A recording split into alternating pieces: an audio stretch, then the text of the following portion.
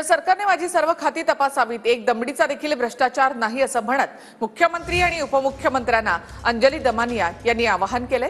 तर अंजली दमानिया रिचार्ज झाल्याशिवाय आरोप करत नाहीत। पुढील आठवड्यामध्ये आम्ही सगळा खुलासा करणार असं सूरज चव्हाण यांनी म्हटले की मी कुठेही त्यांचं नाव न घेतलं नाही, तरी सुद्धा माध्यमाला कळालं की रिचार्जवर कोण चालतं।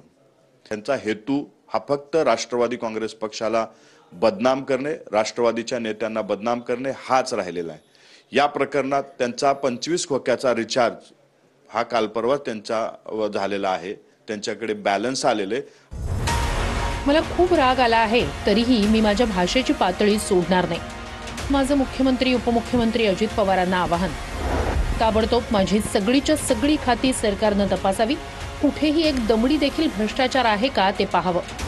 इतका अमाप भ्रष्टाचार होतोय आणि मी लढू नये?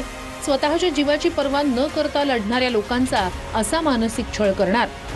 राजकारणात पुढे जाण्यासाठी, नेत्याला खुश करण्यासाठी खालच्या पातळीला जाऊन हे बोलतात ना, ते योग्य आहे का? फडणवीस आणि अजित पवारांना माझी विनंती, माझी ताबडतोब चौकशी करावी। माझ्या सगळ्या खात्यांची चौकशी करावी। होऊन जाऊ दे।